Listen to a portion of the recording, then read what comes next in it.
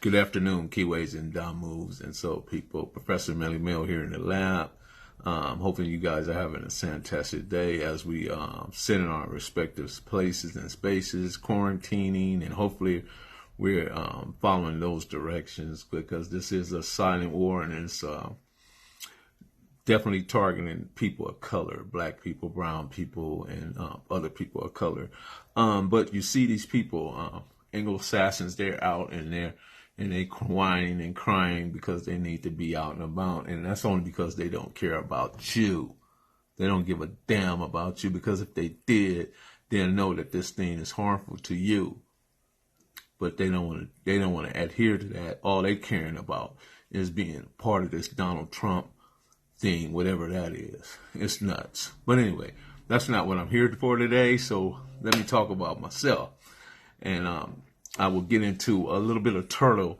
And in the future, I myself, Gangster and Twin, will do a very, very deep dive into Turtle. And you'll hear me say some things that I never said before.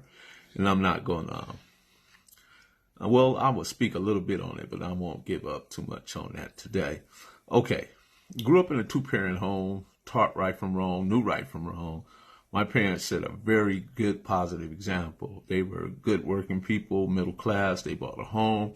My father was a military person, career military person. My mother worked for an electronics place. Okay, so when I was attending middle school and also high school, I got introduced to an environment that eventually taught me to have a graveyard disposition and a tombstone mindset. Yes, I said that, a graveyard disposition and a tombstone mindset. And that's where I can say I inherit the Crippen phenomenon, or if you want to call it, on the blood side, it would be the Pyru phenomenon. A lot of my friends were that I went to schools to chose to be Pyrus, and a lot chose to be Crips.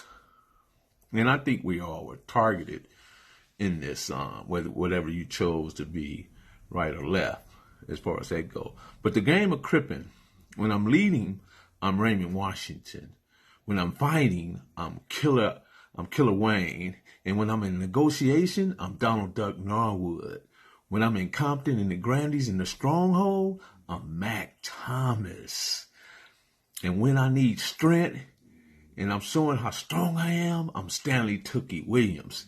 And when I'm in strategy mode, when I'm a strategist, I'm Marcellus Robinson. And how I survive is all the above. I alone cannot change the Dom moves and keyways for the better. But we can radically transform our own consciousness. We can overturn the conditions that limit our potential. We can do that. We can do all this one by one. Over time, we can change ourselves to a degree that Dom moves and keyways change from the inside out, giving birth to a new way, a new understanding, and manifest our natural selves living in peace. There's no reason why we can't achieve this.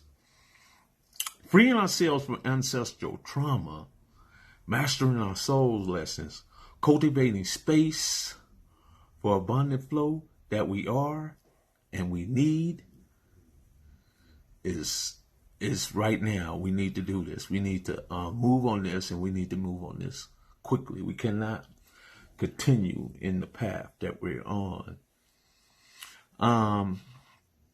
Growing up with Turtle, right? I learned just by being in his atmosphere, being with him from day to day, and understanding who he was as an individual. And one of the things that stood out about him, he said that he didn't get high, he didn't drink or do nothing, and somebody had to do the thinking. That was a very correct statement. Very correct. And a couple of things that he said to me along the way that stick to me right to this day. One of the things he said, Mel, P's and G's don't mix. So he said, P's and G's don't mix. So I went home and I thought about it. Waited a couple of days, so I pulled back on me. Turtle, what do you mean by P's and G's don't mix? He said, gangsters and players don't mix. You either one or the other. But yet we find people that try to divide the two and play between the lines of that, which has become very detrimental in the sense of being part of a tribe. See, because if you're a gangster, you know what you're up against and what you're facing. But as a player, you sort of kind of play propagandist type games, and you one day you this and one day you that, and eventually those type of things catch up with you. Now, I'm not condoning any of this, but I'm just trying to give you something that Turtle gave me, and I'm giving it to you, for the young Kiwis and Damus that are out there. And he always said that we went to the places that the people told us not to go. And we definitely did that. And it was February the 14th, 1989. I myself were being followed by the Linwood Vikings. There was a sheriff department. They would call themselves the Linwood Vikings, and they actually tried to assassinate me on February 14, 1989. And I'm not going to give a whole lot of detail to that. And later on, when I actually do the Turtle interview with Gangster and Twin, where we lay out everything, we would talk about those things at that time. But what I wanted to point out about this is, and it was like February the 23rd. By this time, I'm in the county jail, and it was no longer 4,800, it was 2,100. I'm a single man cell, and two deputies come into my cell, and they said it like in a jokingly way that, yeah, your homeboy is, he out of here, he got killed, and they walked away. And at the time, I didn't believe them. However, the moment I got some freeway time, I went to the phone, and what they said to me was very true.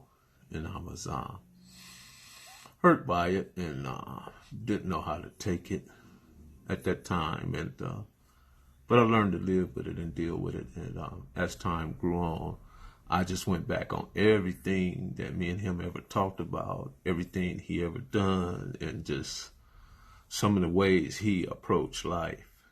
And it helped me outgrow the things I need to outgrow and become the man I am today. So just want to give him credit for that, and just, being a good all-around guy, and it was more to Turtle than just cripping. He was a very kind-hearted person. He had a lot of street knowledge. He had great common sense, and he had foresight. He could see a lot of things that other people couldn't see. But nonetheless, I'm just hoping you guys, I'm going to leave it right there. And remember to press them likes, smash up them likes, subscribe and share, and continue to promote Professor Melly Mail Next Level.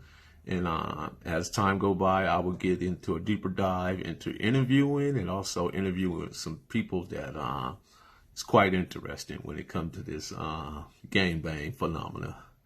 So peace and blessings, and continue to like and subscribe and share. We out. Professor Melly Mail Next Level. Shout out to KM Videos, Kev Mac and Shawnee Mac, my partners in KM Videos, where knowledge and history and content is king.